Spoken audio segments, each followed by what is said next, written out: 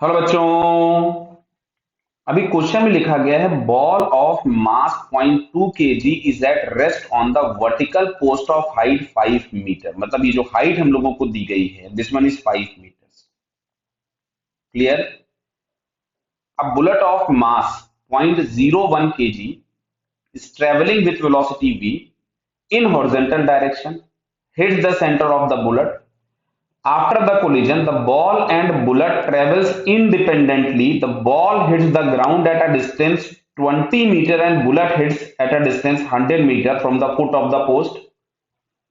तो initial velocity of the bullet पूछा गया है क्या होगा। तो सबसे पहले समझो यहाँ पे कोलिजन के बाद दोनों पार्टिकल की वेलोसिटी हॉरिजॉन्टल में ही रहेगी। सो दोनों की वर्टिकल इनिशियल वेलोसिटी जीरो है। बात को समझेंगे तो सबसे पहले मैं वर्टिकल कंपोनेंट के लिए सॉल्व कर ले रहा हूं। तो वर्टिकल कंपोनेंट में इनिशियल वेलोसिटी दोनों की ही जीरो है। दोनों को ट्रेवल करना है 5 मीटर डाउनवर्ड। तो दोनों के लिए एक्सेलरेशन ड्यू टू ग्रेविटी में लिख देता हूं, प्लस ले लिया मैंने नीचे के डायरेक्शन को, तो 10 मीटर पर सेकेंड स्क्वायर। तो अब अगर मैं यहां से सॉल्व करता हूं तो एस बराबर UT plus half AT square. S बराबर हो गया था 5 मीटर, यू बराबर जीरो था, 10/2 इंटू टी स्क्वायर। तो यहां से हम लोगों को दिख रहा है कि टी बराबर आ गया 1 सेकेंड। यानी दोनों बॉल्स मतलब बॉल एंड बुलेट दोनों हवा में है फॉर 1 सेकेंड। अब नीचे देखिए, ये जो बुलेट है इसने ट्रेवल किया 100 मीटर और जो बॉल है इसने ट्रेवल किया 20 मीटर। तो अब मैं अगर यहाँ पे बॉल के लिए बात करूं तो बॉल का इनिशियल हॉरिजॉन्टल वेलोसिटी कुछ भी नहीं पता है, मैं इसको यू बॉल लिख देता हूं। एक्सेलरेशन हॉरिजॉन्टल में होता है जीरो। टाइम लग रहा है हम लोगों के पास 1 सेकेंड। कितना टाइम लग रहा है? 1 सेकेंड। अच्छा, इसका जो डिस्प्लेसमेंट है दैट इज 20 मीटर। ये मैं कोलिजन के बाद की बात कर रहा हूं क्योंकि बॉल स्टार्ट करेगी कोलिजन के बाद।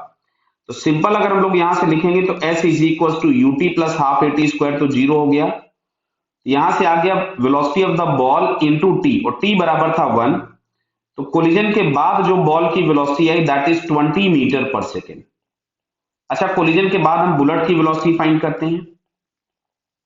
देखो इनिशियल वेलोसिटी मैंने लिख दिया कुछ भी यू बुलेट।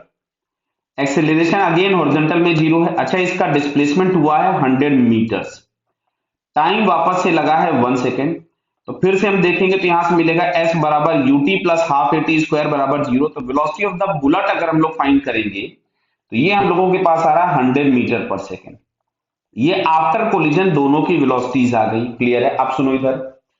अब अगर हम लोग यहां से कंजर्वेशन ऑफ मोमेंटम लगाते हैं हॉरिजॉन्टल एक्सिस के लॉन्ग, तो हॉरिजॉन्टल एक्सिस के लॉन्ग कंजर्वेशन ऑफ मोमेंटम में mass of bullet into v जो कि इनिशियल थी, फिर mass of bullet into velocity of the bullet after collision plus mass of the ball into velocity of the ball after collision. Clear? तो सारी values हम लोग put कर देते हैं। तो मास ऑफ द बुलेट था 0.01 इंटू समथिंग वी, और ये मिलेगा हम लोगों को 0.01 इंटू 100 प्लस जो हम लोगों को बॉल गिवन है। देख लीजिए बॉल का मास कितना दिया हुआ है, क्वेश्चन में देख लेते हैं।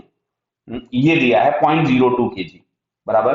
तो चाहे हम लोग तो इसको पहले लिख ले डाटा तो बचेगा टाइम थोड़ा सा। तो ये आ गया आपके पास 0.2 इंटू 20। क्लियर? तो अब एक काम करते हैं, इसको हम लोग यहां से सॉल्व कर लेते हैं। तो सारी वैल्यूज जब हम लोग सॉल्व करते हैं तो हम लोगों को v इज इक्वल टू मिलेगा 500 मीटर पर सेकेंड। इसको थोड़ा सा सॉल्व तो आप लोग कर सकते हैं। क्लियर? तो ये बेसिकली हम लोगों के पास कंजर्वेशन ऑफ मोमेंटम और थोड़ा बहुत अंडर ग्रेविटी इसको मिला करके बनाया गया है क्वेश्चन। तो 500 मीटर पर सेकेंड अगर हम लोग चेक करें तो यहां पे हम लोगों को इसका डी ऑप्शन दिख रहा है 500 metre per second. So it's correct answer is D. Okay बेटा, ऑल द बेस्ट।